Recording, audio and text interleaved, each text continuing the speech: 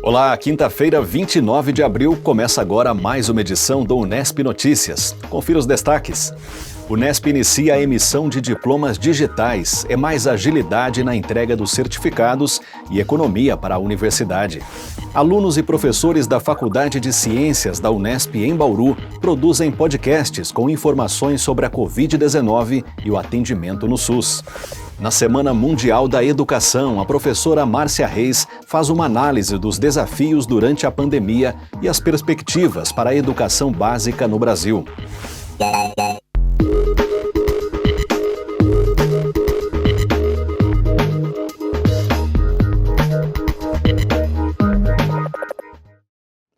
A Unesp iniciou a emissão de diplomas digitais para os alunos que concluírem os cursos de graduação.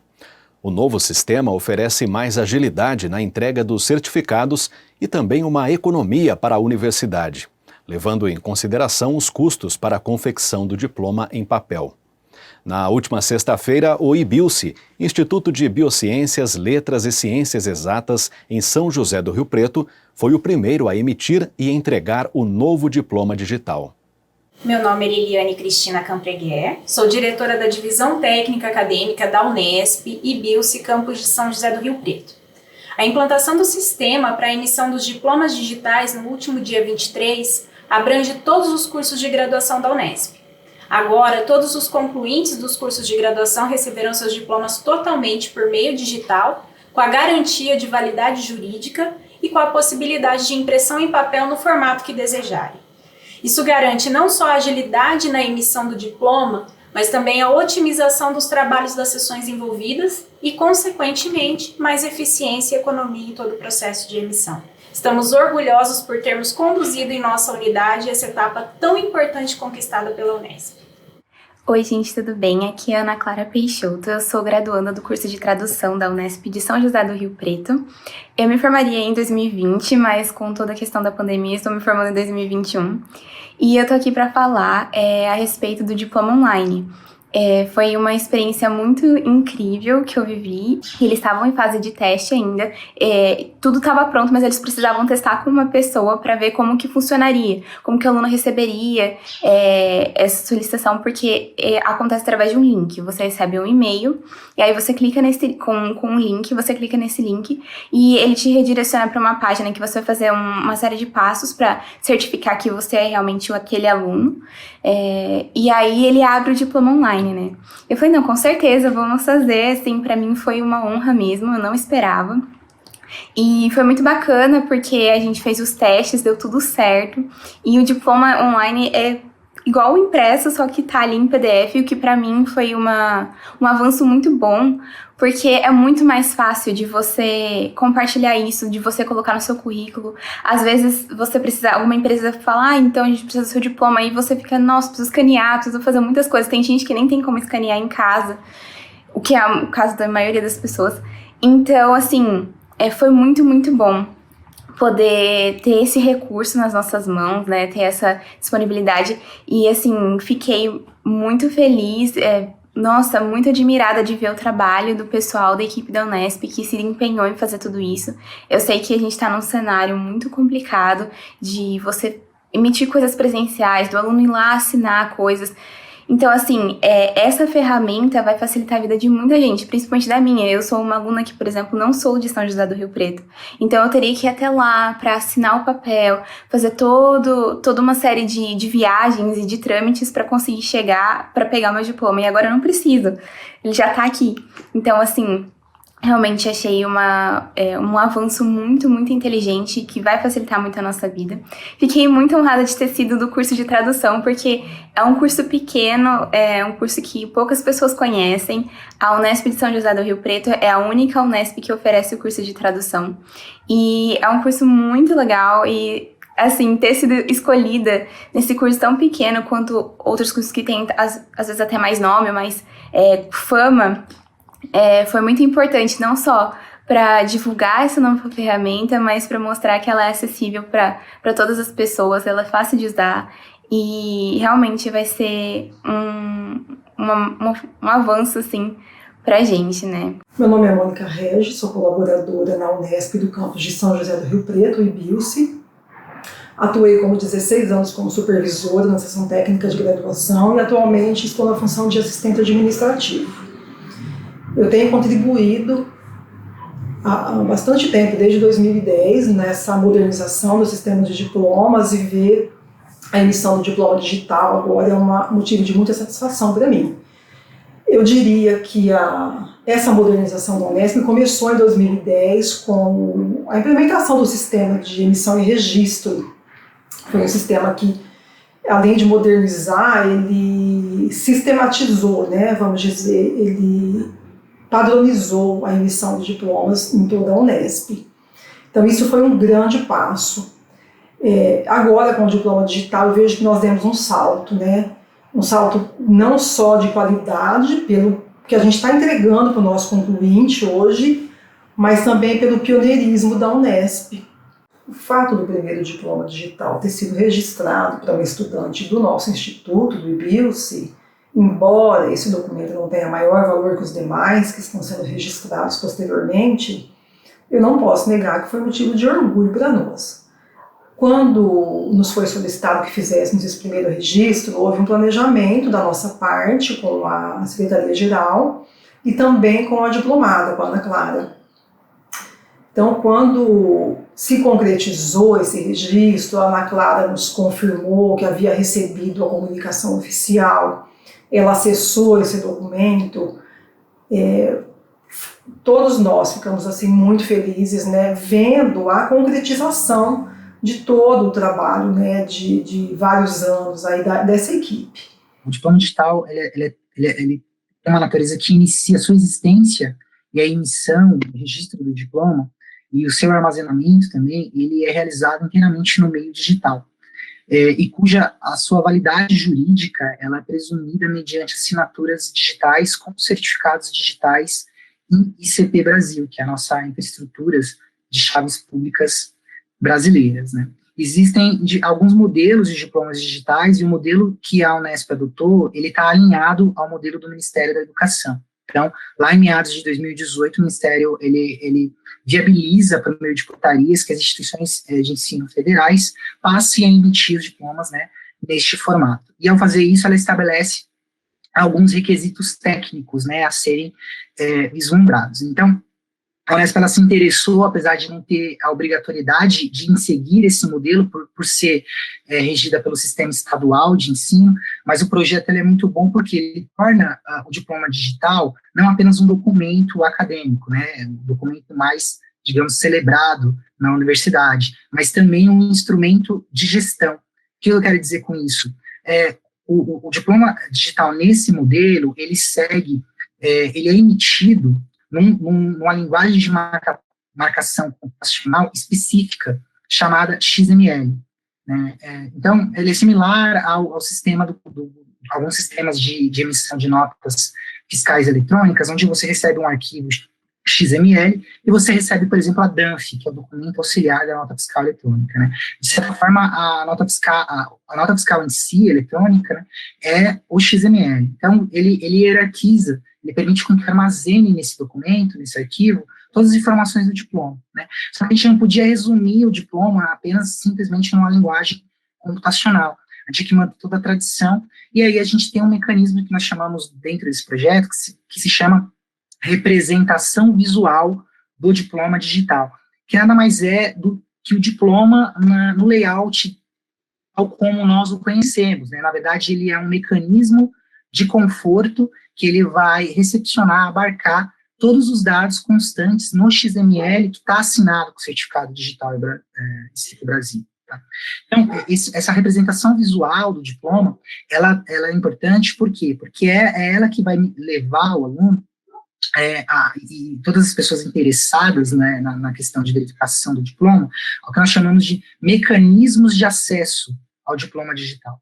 Esses mecanismos de acesso são dois: é o código de validação, que está presente no anverso do diploma, canto da margem esquerda, e o QR Code, que fica no verso do diploma. Ao realizar tanto a inserção do código de validação, né, no site unesp.br/diploma, e inserir esse código de validação, a pessoa vai ter acesso dados do diploma, os dados do registro efetuado, e o aluno ele também pode realizar o download, tanto do XML, que é o diploma, e também da representação visual do diploma digital, que é emitida num formato PDF, e ele segue hoje, ele é similar, o layout é similar aos diplomas hoje emitidos, né, em papel moeda. Então, as pessoas interessadas, né, o aluno, ao realizar, ao passar esse documento para algum órgão empregador, ou para alguma universidade, ou para algum conselho de classe, ela pode enviar o que nós chamamos de URL única do diploma digital, né? E como que o aluno ele tem acesso a essa URL única? Quando é realizada a cerimônia de colação de grau, e as unidades, elas nos encaminham os processos, estando tudo em conformidade com a legislação, nós registramos esse diploma e emitimos o diploma. Após isso, nós assinamos, né, as autoridades signatárias do diploma assinam, e após a assinatura, automaticamente, o sistema ele dispara uma notificação para o aluno no e-mail institucional dele, da Unesp, né, é o @unesp.br, onde lá ele recebe essa URL única, que nada mais é que uma página da web, como eu já expliquei, que contém todos os dados acadêmicos, né, e os dados de registro do diploma, onde ele pode comprovar ali a formação, né, recebida pela Unesp. E além disso, o diploma digital ele vai ser armazenado num repositório institucional arquivístico, que nós chamamos de arquivemática, que segue a política de preservação digital de documentos eletrônicos da universidade, né, de modo que a gente tem que garantir, né, a preservação permanente deste documento, né, para que o aluno possa, aí, ao longo da sua carreira profissional, ao longo da sua vida, poder ter em posse, né, desse diploma digital e mostrar para as pessoas, né, as pessoas consigam acessar esse link, possam ter acesso e possam conferir a autenticidade e a validade desse documento. A parte de toda essa questão técnica que envolve a emissão do diploma digital, nós temos outros ganhos, que eu diria que são a própria logística da entrega desse documento, né? Como o diploma de papel moeda, havia necessidade de um portador para retirar esse documento na reitoria, na secretaria-geral, né? A unidade ficava na dependência de ter um motorista, normalmente era o motorista que retirava na ocasião de alguma viagem que ele fazia para a capital. Então, dependíamos dessa pessoa para retirar pessoalmente o diploma lá. Chegando na unidade, ele também deveria ser retirado pessoalmente pelo diplomado ou por um procurador autorizado. Então, com a emissão do diploma digital, esse mecanismo de retirada ele foi suprimido, né? Isso é um ganho considerável de tempo e importante tanto para a unidade como para o aluno, principalmente, para o concluinte. E a partir de agora, as solicitações de segunda via de diplomas de graduação registrados entre 22 de novembro de 2011 e 22 de abril de 2021 também serão emitidas em formato digital. Já a segunda via de diplomas mais antigos ainda será emitida em papel. Futuramente, a ideia também é integrar ao novo sistema os diplomas de mestrado, doutorado e livre docência. E nesta quarta-feira teve início a primeira de uma série de lives que vão ser promovidas pela Assessoria de Comunicação e Imprensa da Unesp. O tema escolhido foi a nova Lei de Licitações e Contratos Administrativos. O recém-criado Centro de Estudos da Assessoria Jurídica da Unesp e a Pró-Reitoria de Planejamento Estratégico e Gestão idealizaram um ciclo de palestras que tem transmissão da TV Unesp. A primeira live contou com a participação do ex-ministro da Justiça, José Eduardo Cardoso. João Eduardo Queiroz, que é assessor jurídico da universidade, também participou do bate-papo, que foi mediado pelo assessor da ProPG, Ricardo Nakasone. Os especialistas apresentaram um panorama da nova Lei de Licitações e Contratos Administrativos, sancionada pelo governo federal no início de abril. Ela tem implicação direta sobre a forma como gestores públicos podem contratar obras e serviços.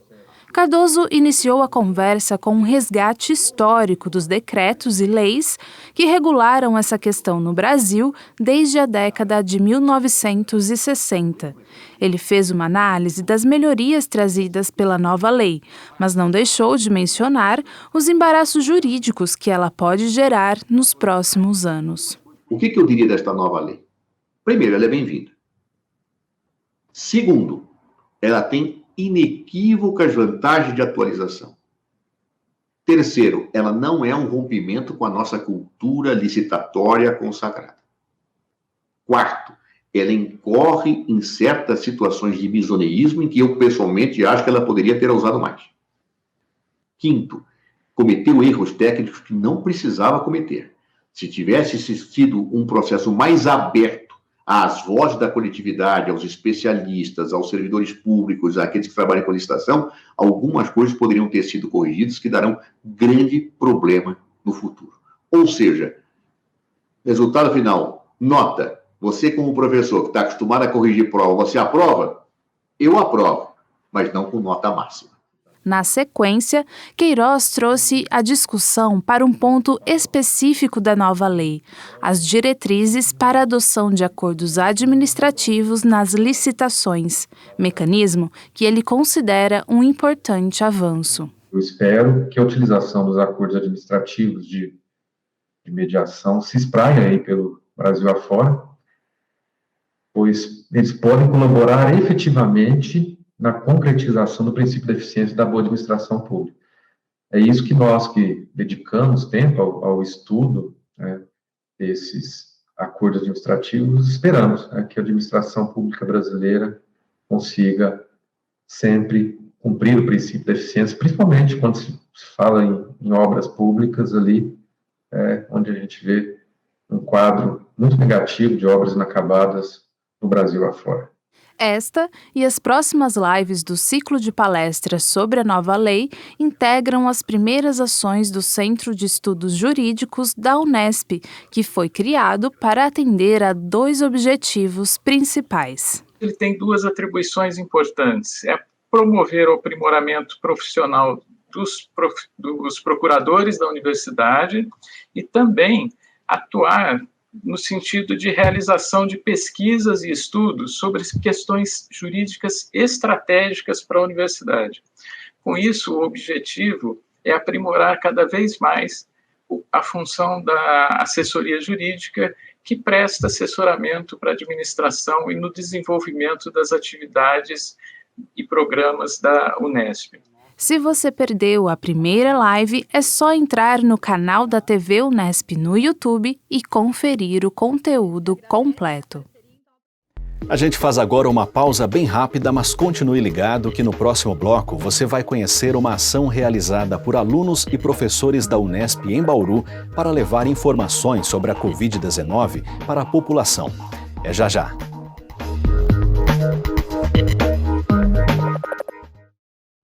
Ao longo da pandemia do novo coronavírus, o projeto PET Saúde Interprofissionalidade, formado por alunos e professores da Faculdade de Ciências da Unesp em Bauru, em parceria com a Secretaria Municipal de Saúde, desenvolveu diversas ações em benefício da comunidade. Uma delas é o PETcast, um programa de podcasts com informações essenciais sobre a doença e sobre o SUS.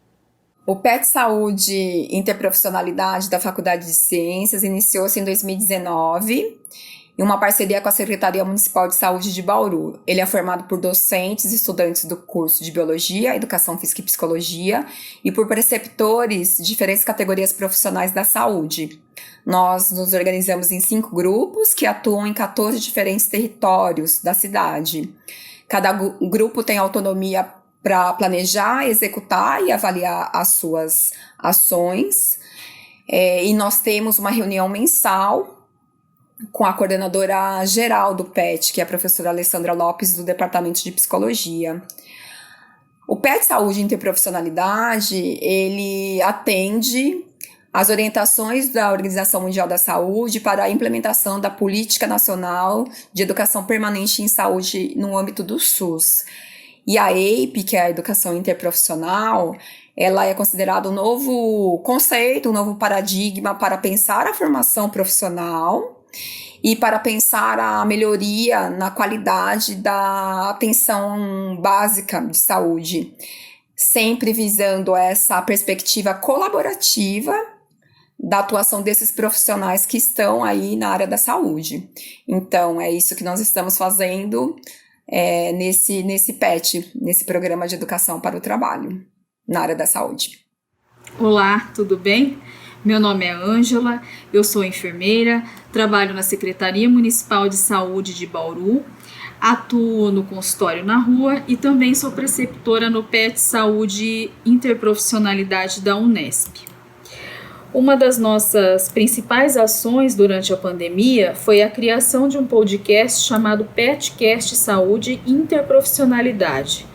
Nosso objetivo com o PETcast foi divulgar para a população não apenas as ações ligadas ao PET Saúde, mas também informações sobre temas ligados ao SUS, como, por exemplo, sua importância para a população brasileira. Os temas foram definidos considerando o contexto dos territórios e as problemáticas atuais da área da saúde. Na primeira temporada, falamos sobre o CAPS, o consultório na rua e a UBS, e quais são os serviços oferecidos em cada um deles.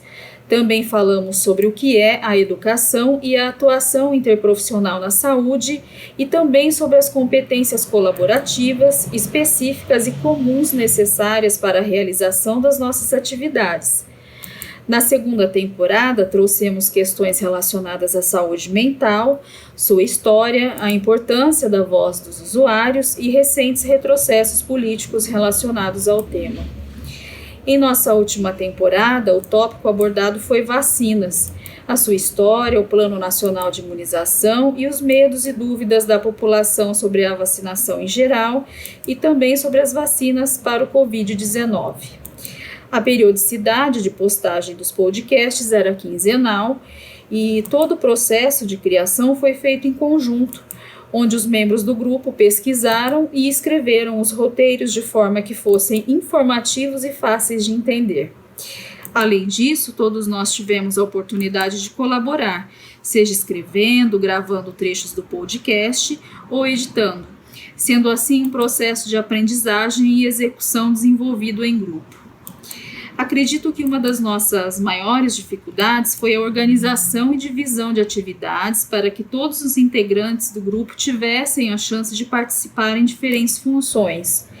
E com o decorrer do tempo, nossa comunicação foi melhorando e fomos nos organizando para fazer o PETcast acontecer. Olá, meu nome é Rafael Edgar, eu sou estudante do curso de Psicologia e faço parte do PET Saúde e Interprofissionalidade. Eu estou aqui para falar um pouco das ações do PET para vocês, do Grupo 1. Então, a gente trabalhou com 3 territórios especificamente, então a UBS Otávio Raso, o consultório na rua, e o CAPS AD3 Infanto Juvenil.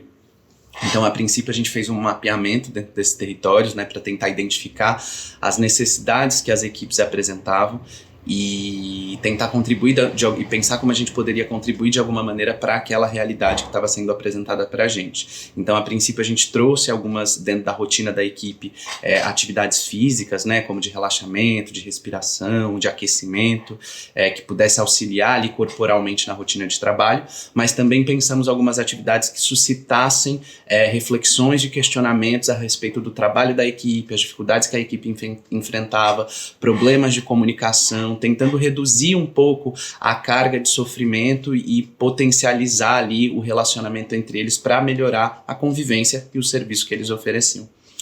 Com a chegada da pandemia, a gente enfrenta um problema que foi geral, né, que é como continuar o nosso trabalho de uma forma virtual. Então, a partir dessa perspectiva, a gente tentou criar uma conexão com eles através de um grupo do WhatsApp.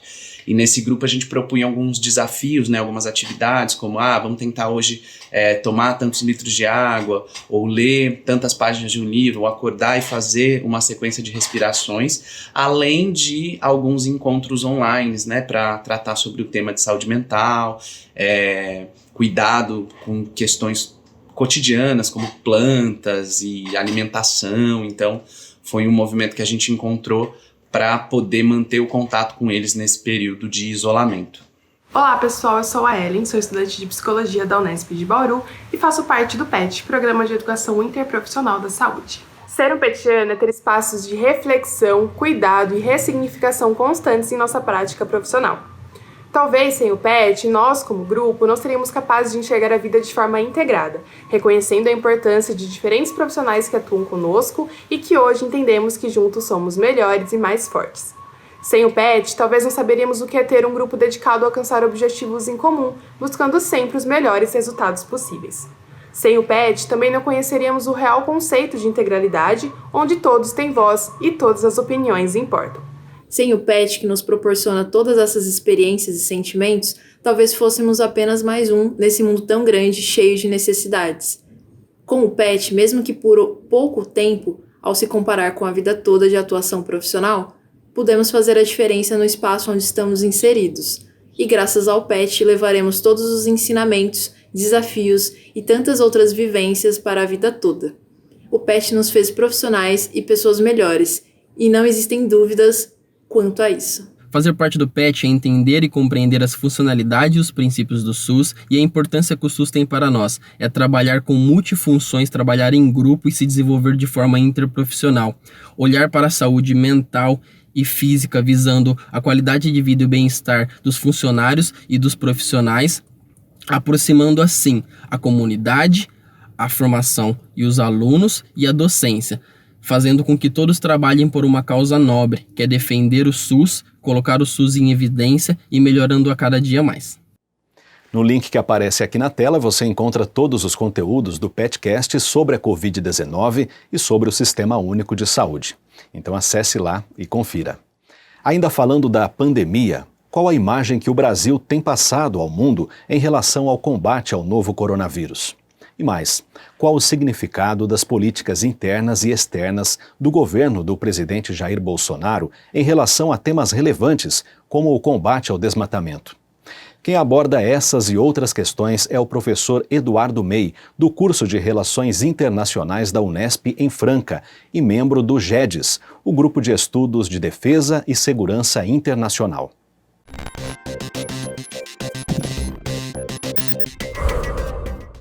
Meu nome é Eduardo Mey e eu sou docente de Sociologia das Relações Internacionais e vice-chefe do Departamento de Relações Internacionais da Unesp de Franca. Sou pesquisador do Grupo de Estudos de Defesa e Segurança Internacional, no qual coordeno o Observatório de Política Exterior Brasileira e o Observatório de Conflitos. O governo Bolsonaro apresenta-se ao grande público como uma mistura de sanatório e circo. São muitas idas e vindas, disparates e impropérios por parte do presidente da República e dos seus auxiliares. Porém, à parte o seu caráter caótico, desde o início desse desgoverno, apresenta uma linha de ação coerente em ao menos 4 frentes. Primeira, a política econômica descaradamente neoliberal do ministro Paulo Guedes, que é um prolongamento da política neoliberal mais acanhada do governo Temer. Segundo, o fortalecimento de grupos milicianos e protofascistas. Terceiro, a blindagem da família e associados nas diversas acusações de crimes que pesam sobre eles. E quarto, a política exterior conservadora, aliando-se à extrema-direita internacional e a governos que se posicionam nos organismos internacionais contra os direitos humanos, contra as políticas ambientais e, em geral, contra qualquer política progressista. As consequências dessa política neoliberal criptofascista foram um alinhamento automático com o governo Trump e o distanciamento dos adversários deste, principalmente da China e da Rússia, mas também dos críticos europeus ou não do trumpismo. O maior dano dessa política inopinada apresentou-se justamente com a pandemia de coronavírus. A pandemia levou à derrota de Trump nas urnas e talvez tenha o mesmo efeito no Brasil, levando o Bolsonaro e o bolsonarismo ao fracasso. Assim como Trump, o governo Bolsonaro notabilizou-se pelo negacionismo científico, pela perseguição de cientistas recortes de verbas para pesquisa e pesquisadores, pela busca por soluções fantasiosas e criminosas para a cura da Covid e por não combater a pandemia sob o pretexto de salvar a economia. O resultado é desastroso. Além das centenas de milhares de mortes e de o país se tornar um covidário propício à geração e disseminação de novas cepas do vírus, o Brasil é hoje a única grande economia do mundo que enfrenta estagflação, ou seja, estagnação econômica, elevadíssimas taxas de desemprego e ainda assim a alta da inflação. A derrota de Trump, a restrição aos direitos políticos de Lula e o fracasso do governo no combate à pandemia e à recessão forçaram o presidente a moderar o discurso, mas não mudou substancialmente o caráter da sua necropolítica. O presidente continua cultuando a morte, promovendo aglomerações sem uso de máscara e ameaçando seus adversários que ousam defender o óbvio, a democracia e a vida. Entretanto, mesmo que Bolsonaro tenha moderado o discurso, o dano já está feito.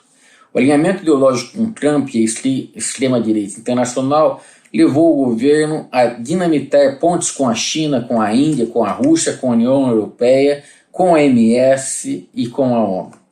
Enquanto todos os governos sérios desenvolveram e se esmeraram na diplomacia da vacina, o brasileiro afundou-se na geopolítica da morte. Em consequência, o calendário de vacinação está atrasadíssimo. O país padece com a falta de insumos hospitalares e, na ausência de uma política consistente de distanciamento social, padeceremos novas ondas da pandemia, até, quem sabe, o vírus evoluir para cepas menos contagiosas e letais.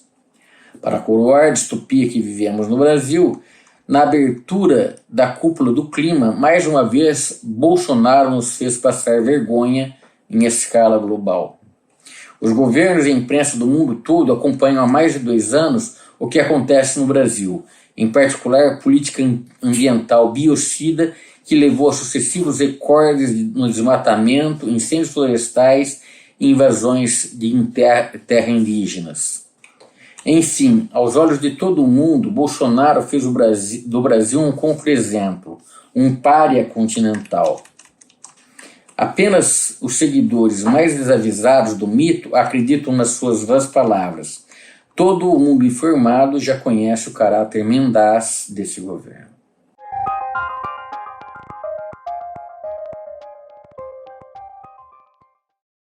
Agora é hora de saber o que os nossos estagiários de jornalismo prepararam pra gente na nossa agenda.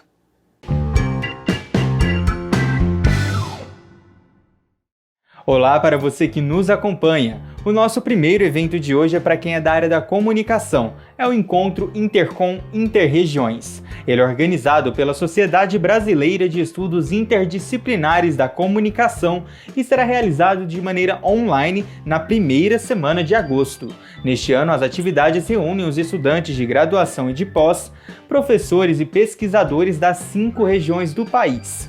As inscrições vão até o dia 24 de maio. E para quem é sócio e está com a anuidade em dia, a inscrição é gratuita. Para os não sócios, as taxas variam entre R$ 30 e R$ 50.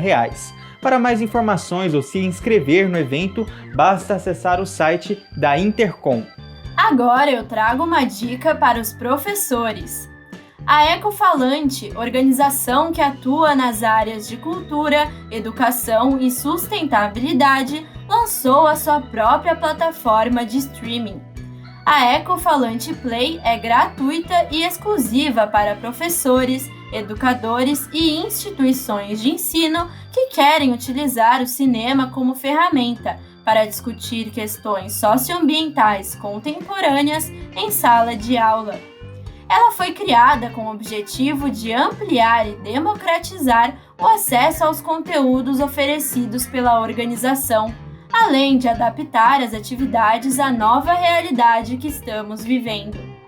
O acervo Ecofalante Play conta com mais de 130 filmes brasileiros e internacionais que abordam temas como emergência climática, consumo, energia, trabalho e saúde, entre outros. As obras são selecionadas a partir da curadoria da Mostra Ecofalante de Cinema, evento que é realizado anualmente desde 2012 e é considerado o maior festival de cinema com temática socioambiental realizado na América do Sul. Para utilizar a Ecofalante Play, os professores interessados precisam fazer um cadastro vinculado à instituição de ensino em que atuam na própria plataforma. Com acesso liberado ao catálogo de filmes, é só agendar uma sessão para a sua turma. Não deixe de participar! O Mediacult, grupo de estudos da Unesp em Franca sobre história da cultura midiática, realiza o evento Espalhando a Doutrina, a imprensa anarquista do Brasil no início da República.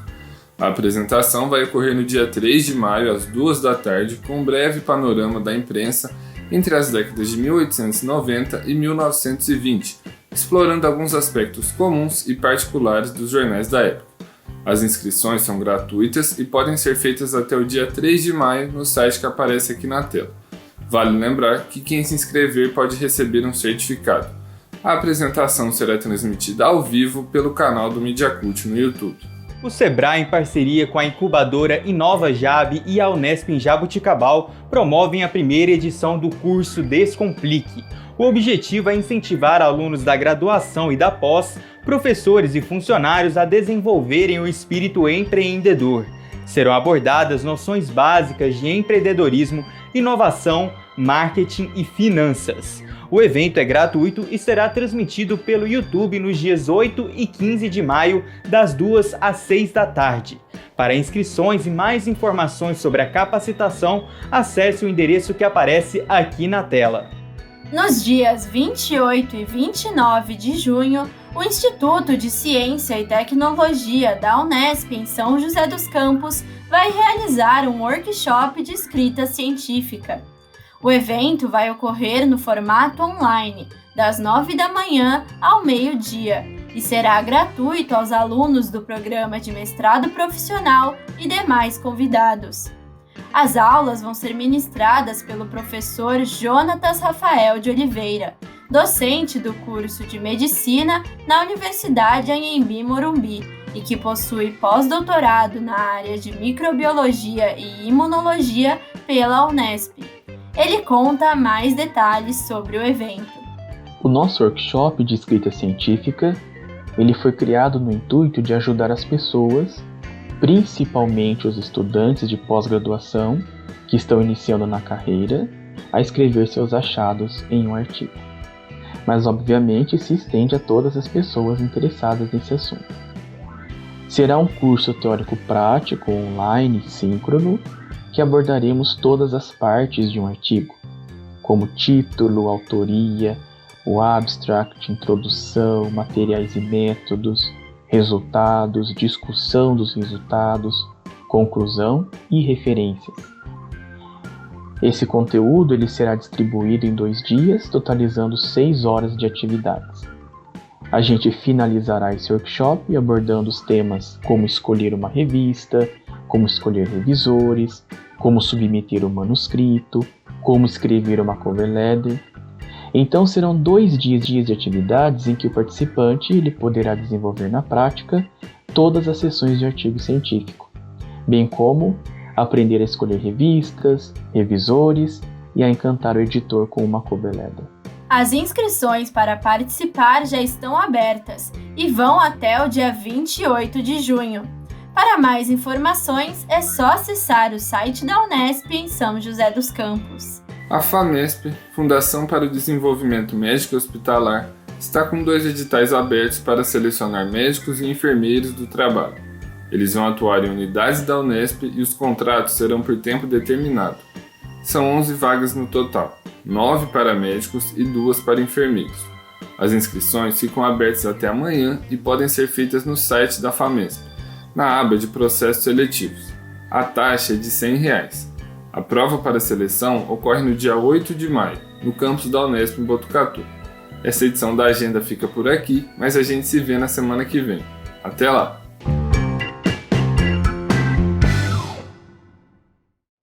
E depois do intervalo, nosso assunto é educação em tempos de pandemia. A repórter Leire Bevilacqua conversou com a professora Márcia Reis, do Departamento de Educação da Unesp em Bauru. Então não saia daí que nós voltamos já já.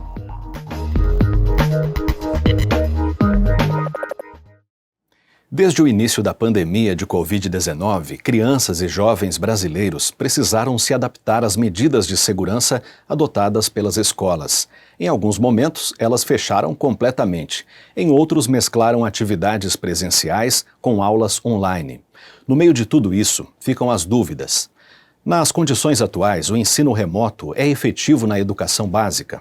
O abismo socioeconômico entre os estudantes pode ser agravado pela falta de acesso à educação? A repórter Leire Bevilacqua conversou sobre isso com a pesquisadora e professora Márcia Lopes Reis, do Departamento de Educação da Unesp em Bauru. Educação básica em tempos de pandemia. São muitos os desafios e também as dúvidas de pais e educadores. É por isso que eu agradeço a professora Márcia Reis, do Departamento de Educação da Unesp aqui em Bauru, por ter aceitado o nosso convite para esse bate-papo hoje. Muito obrigada, professora. Sou eu quem agradece, Leire, por essa possibilidade de a gente conversar um pouco mais, né, sobre esse momento ainda sem as devidas, a gente poderia dizer assim, aclarações para tudo que está acontecendo. Mas alguma luz a gente já tem, até porque lá se vão 13 meses de pandemia.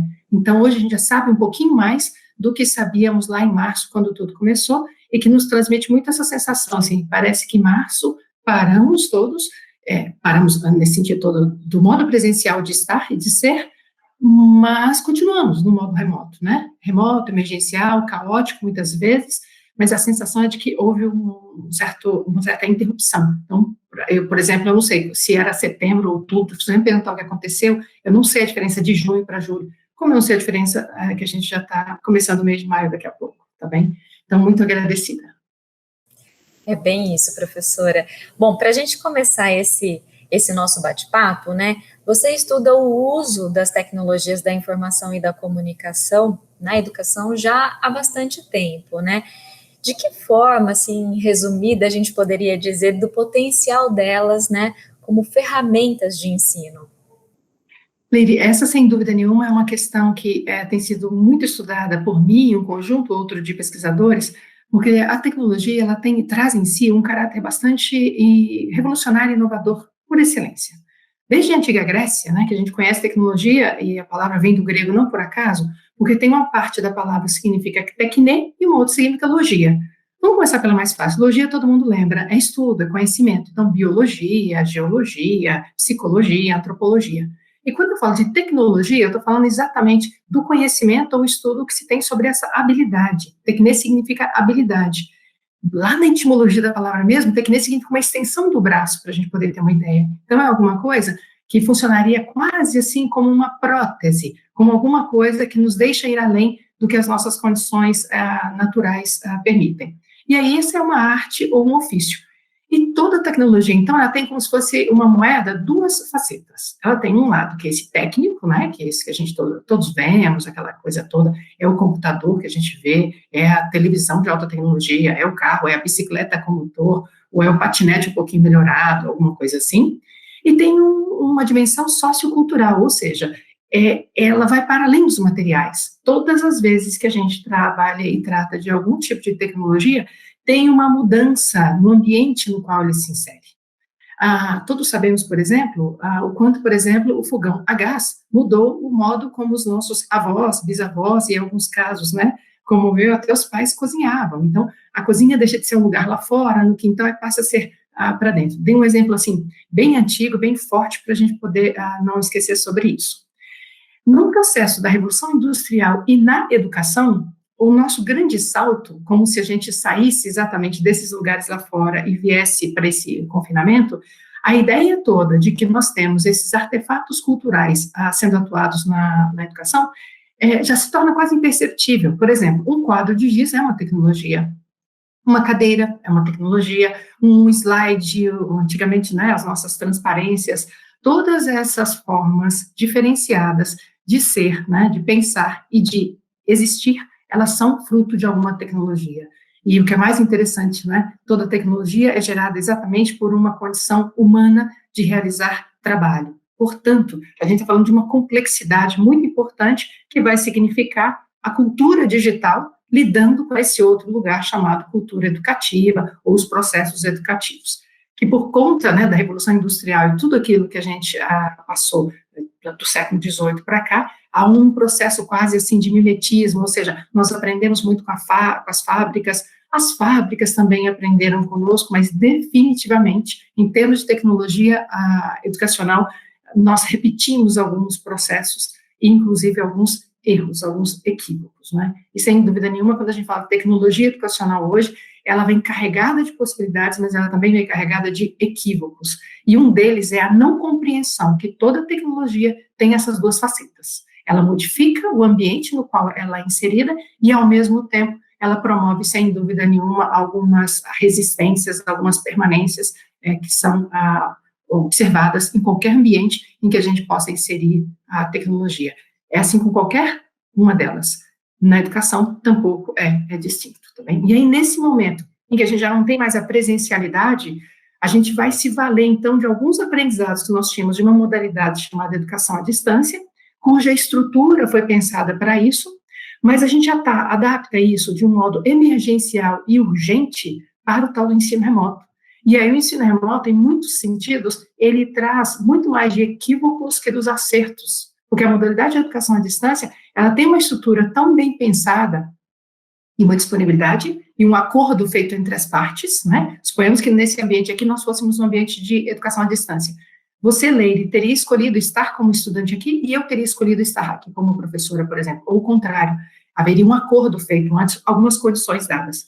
No momento atual, a tecnologia ela é apropriada de forma abrupta, né? E a gente passa de salas para plataformas, e plataformas, definitivamente, elas foram feitas para outro tipo de prática. Elas não tinham sido pensadas necessariamente para processos de ensino e aprendizagem. Ora, por que não? Porque o processo de ensino e aprendizagem é, de novo, dotado de uma outra complexidade, que é uma complexidade que a tecnologia ainda não dá conta, e a gente sabe em que medida ela vai conseguir dar conta. Por exemplo, a questão das reações. No processo de ensino e aprendizagem, eu preciso saber se o meu aluno está compreendendo, se ele está atento. A gente, inclusive, chama, nas nossas metodologias ativas, por exemplo, quando o aluno, por exemplo, ele fica assim até os olhos muito fixos, as crianças e adolescentes, eles levantam da cadeira para poder ver um trabalho em grupo, para poder se envolver, se engajar.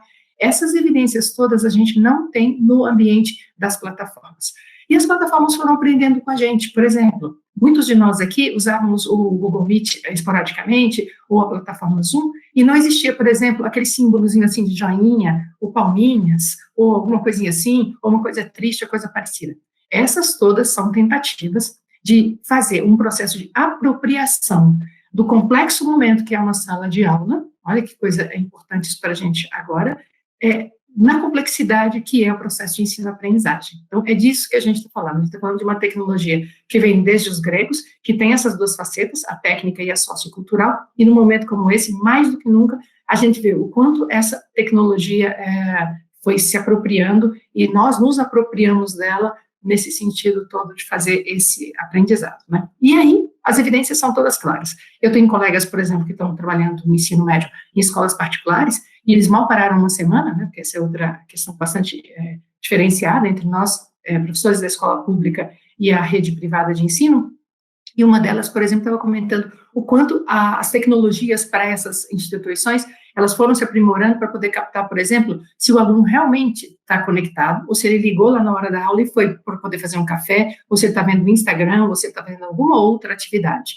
As avaliações bloquearam, por exemplo, porque eles não fizessem pesquisas em outros lugares. É a tecnologia, de alguma maneira, né, fazendo esses processos todos, porque no início, os pais desses alunos de escolas particulares eram orientados a tirar de perto o celular, né, mudar o ambiente, não deixar o computador, porque eles são privilegiadíssimos, eles têm um computador para cada um na casa, né, no quarto, né, levar para um outro ambiente. Aí ela comentou comigo, uma das mães falou o seguinte, mas espera aí, agora eu vou ter que ter um escritório na minha casa, uma sala de aula na minha casa? Essa pergunta que eu deixaria, assim, suspense para a gente poder pensar o quanto a tecnologia modifica o ambiente no qual ela se insere. E aproveitando esse contexto, né, que você apresentou tão bem, professora, que avaliação que você faz, né, da situação das nossas escolas, dos nossos alunos e professores diante desse processo de mudança, né, que escancarou algumas fragilidades, também trouxe alguns exemplos bastante positivos. Então, no geral, que avaliação que você faz? Pois bem, no futuro próximo, certamente, Leila, a gente vai ter algumas evidências, né, desse momento. Essa charge que vocês estão vendo agora é uma charge, por exemplo, que demonstra que no pós-pandemia a gente vai encontrar provavelmente algumas máscaras perdidas aí pelo caminho, e os arqueólogos saberão que teremos passado por esse processo.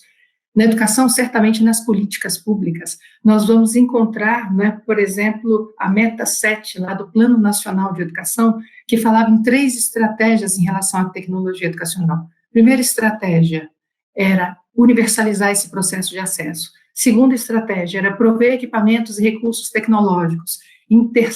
Como terceira estratégia, a gente tem o seguinte: informatizar integralmente a gestão das escolas públicas.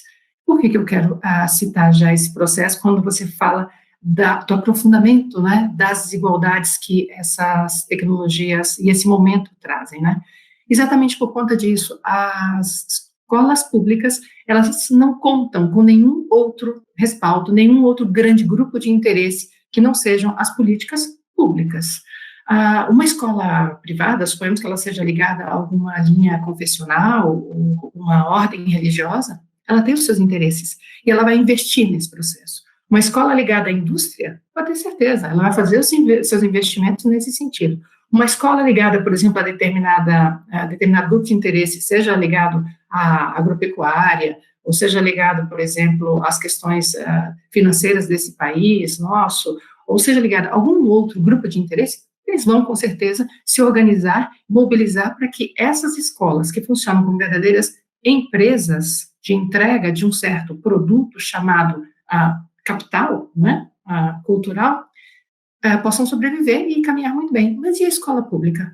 Quem vai cuidar dessas escolas públicas? As políticas públicas, com certeza, porque elas existem exatamente para poder garantir que essa desigualdade, que esse processo de inequidade social seja, no mínimo, minimizado. Portanto, num momento como esse, políticas públicas como o nosso Plano Nacional de Educação, que tem uma lei, inclusive, a 13005, lá de 2014, com as suas 20 metas a serem cumpridas até 2024, a meta 7, mais do que nunca, agora a gente tem uma luz acesa sobre ela, principalmente num contexto como esse. Acho que alguns de nós vimos a pesquisa que o Unicef divulgou no mês passado, mostrando, por exemplo, só 33%, menos da metade dos municípios brasileiros, bem menos que a metade, tem um computador e acesso à internet, só para a gente poder ter uma ideia. Um só para poder começar. Esse mesmo estudo e essa mesma pesquisa mostrou que, por exemplo, se a gente for contar muito bem, só 10% aí da população brasileira teria as condições ideais para que algum tipo de ensino remoto, alguma educação à distância, de fato ocorresse. Os percentuais são baixíssimos. E aí, com esse processo agora de agravamento, a gente percebe uma espécie de ciclo vicioso que novamente a gente começou a repetir, né? Durante muito tempo, lá pelos anos 70, 80, 90, nós tínhamos o que nós chamávamos de binômio da educação brasileira, que era o binômio repetência e evasão. Repetência e evasão, desse jeito. A pessoa repetia 1 ano, 2 anos, 3 anos, dizia, a escola não é para mim, vou embora. E a gente até sabia em que séries eles repetiam mais. Pois bem, a gente agora tende a visitar de novo, nesse binômio, uma certa perna desse binômio, que é a evasão, sem dúvida nenhuma. E essa evasão, ela vai ser caracterizada, sobretudo, por um momento que a gente está vivendo, e isso é mais importante, penso eu, até um tanto quanto assustador, que é o fato de que a gente está vivendo esse abandono em todos os níveis, seja na educação básica, seja na educação superior, são os 2 níveis que a gente tem desde 96. E nas 3 etapas também, seja na educação infantil, que é a primeira etapa da educação básica, seja no ensino fundamental, sobretudo nos anos finais, lá do fundamental, e principalmente, sobretudo, no ensino médio, que é a última etapa da educação básica, e você tem um conjunto aqui de jovens que deixaram esse lugar, né, tanto porque eles não tinham um computador para si, a maioria dos nossos jovens no Brasil tem um celular, e esse celular não tem capacidade suficiente de conectividade para poder acompanhar as aulas, isso é sem dúvida nenhuma uma realidade que todos estamos vivendo, nós que trabalhamos, né, com a escola pública, em distintos níveis, é fundamental que a gente possa perceber, a saída dele, o abandono dele da escola, necessariamente vai aumentar a curto prazo a pobreza. Aumentando a curto prazo a pobreza, a gente tem a médio e a longo prazo um problema muito importante para esse sistema capitalista no qual nós vivemos, que é o empobrecimento, ou o adiamento da formação de um capital humano necessário para aquele momento seguinte que todos viveremos. Porque viveremos, né? Todos sabemos. A pandemia existe, então, se existe a pandemia, existe a pré-pandemia, existe também a pós-pandemia. E aí, nesse pós-pandemia, que capital humano vai ser necessário? Isso em todas as dimensões, inclusive em termos da educação. Aproveitando que ontem, né, dia 28, nós comemoramos o Dia da Educação, na sua avaliação, esse é o olhar que a gente tem que ter para a educação no futuro aqui no Brasil, prestando atenção nesse binômio, nas possibilidades desencadeadas pela tecnologia. Quais são as perspectivas, né, que você avalia, inclusive nas políticas educacionais de agora em diante? Leire, é fundamental que a educação, nesse processo pós-pandemia, ela seja redimensionada, eu diria assim. Por quê? Quando a gente fala em redimensionar, significa dar a ela a dimensão devida. Provavelmente, e inclusive porque nós vimos todo um processo de negacionismo, terraplanismo, né, um monte de coisa que aconteceu no meio do caminho, e no final agora, se é que a gente pode chamar de um final, mas sem dúvida nenhuma nós já estamos um pouquinho mais distantes do começo, né, a gente já percebe o quão claramente em outros países, e até algumas cidades do Brasil, até alguns estados do Brasil têm dado mostra de que, por exemplo, é o processo da contribuição que a ciência dá à sociedade, né, ciência pura, que resulta lá nas plataformas, hoje não veio a palavra plataforma, né, porque as vacinas que a gente tem são feitas em plataformas importantes e que não tinham sido usadas antes, né. Então, do mesmo jeito que nós, professores, estamos usando plataformas não usadas antes, os cientistas usaram outras plataformas para poder gerar essas vacinas que estão disponíveis, o quanto isso tem resultado, por exemplo, em diminuição, só para a gente poder lembrar isso de forma bem clara, né, de óbitos, é verdade. Mas foi uma outra tecnologia, por exemplo, como a tecnologia do uso da máscara, que é uma tecnologia em tese mais simples, né, que fez com que não houvesse uma contaminação ainda maior de alguns processos. Foi o comportamento, por exemplo, de ficar em casa, isso é puramente cultural, que fez com que isso não contaminasse. Só para a gente poder ter precisão do quanto esse processo, né, é importante. E isso passa pela educação, porque em educação, quando a gente ensina desde a educação infantil, porque isso não é a função da família, isso é a função da escola, ensinar, por exemplo, processos de empatia, ensinar, por exemplo, processos de que, olha, combinado é esse, nós precisamos combinar para poder não afetar o outro, que dá essa dimensão entre os desejos, a vontade do indivíduo e em que medida ele afeta ou não o outro. Então, esses processos são valores, de muitas maneiras, habilidades, atitudes e, por que não dizer, habilidades e competências que são desenvolvidas na escola. Então, lá isso é bem importante pelo seguinte, quando a gente trata, por exemplo, dessa base nacional comum curricular, na competência 4, na competência 5, eles falam, por exemplo, né, são 10 competências, para poder lembrar, base nacional comum curricular, né, um grande orientador dos nossos currículos, cujo processo, concordemos ou não, e foi realmente interrompido o debate sobre, mas isso está para ser colocado como uma política pública de orientação curricular. Então, lá na competência 4, na competência 5, a gente fala exatamente para alunos e professores aprender e lidar com diferentes linguagens. E aí, na 5, por exemplo, chega a falar em compreender, utilizar e criar tecnologias digitais de informação e de comunicação. Ora, a BNCC não sabia que existiria uma pandemia tão brevemente, né? Nós não sabíamos, nenhum de nós sabia, mas agora, depois desse processo, sem dúvida nenhuma, esse é um olhar que vai dar exatamente esse caráter de qual é a dimensão que essa parte das nossas vidas em sociedade ocupa. Não é uma função da família, não é uma função da mídia, não é uma função das plataformas, não é uma função do mercado de trabalho, não é uma função da igreja, isso é uma função da escola. E mais do que nunca, ela vai ser demandada, pensamos nós, nesse sentido. E nós estamos para isso, os pesquisadores, professores, nós que atuamos em distintas dimensões com a escola pública, sabemos que isso vai ocorrer e temos o maior orgulho de dizer que formando novos professores, já olhando para esse lugar, nós nos sentimos engajados já com o que está por vir, né, de um modo diferenciado. Bom, para você que acompanhou essa entrevista e gostou, né, de saber um pouquinho das pesquisas, de como a professora Márcia pensa, é possível, né, ter um contato ainda maior com os trabalhos e os pensamentos da professora no livro que ela recém publicou. Ela é uma das organizadoras, na verdade, desse livro. Ele chama Prometeu Revisitado. Então, lá também tem muita reflexão sobre gestão e tecnologias educacionais. Eu faço convite para você, se quiser se inteirar mais sobre essas discussões, acesse esse material. O download é gratuito e está disponível no link que aparece aqui na tela. Professora, eu agradeço mais uma vez a sua participação aqui com a gente e toda essa reflexão que você sempre nos traz e que é muito importante, não só para esse momento. Leire, eu que agradeço. Eu gostaria de agradecer também o fato de você ter trabalhado com essa coincidência, né, do Prometeu Revisitado, e comentar que é um livro que foi organizado pelo professor José Luiz Biselli e eu, com o prefácio da professora Maria Cecília Sanches Teixeira. E como o professor Biselli sempre comenta, eu gosto muito do jeito que ele fala sobre isso, é o seguinte: vamos fazer um acordo. Você lê o prefácio, e aí do prefácio você vai circular e vai transitar com distintas abordagens de distintos estudantes nossos, né, sobretudo alguns da Unesp de Araraquara, tem também uma da USP em São Paulo, tem da professora de Sacramento na Califórnia. Então é um grupo de pesquisadores e pensadores sobre distintas dimensões. Então lá você vai encontrar desde o uso do celular na sala de aula até questões mais abrangentes sobre, por exemplo, como é que é a gestão utilizando essas tecnologias.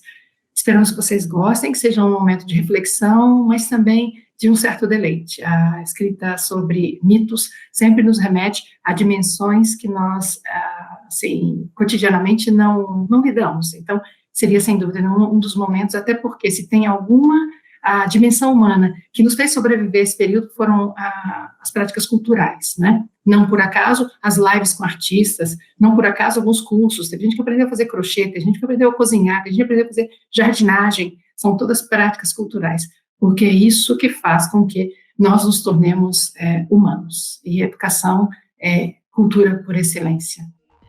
O Unesp Notícias fica por aqui, a gente te espera na semana que vem. Até lá, não deixe de conferir as novidades no nosso canal no YouTube. Tchau, tchau.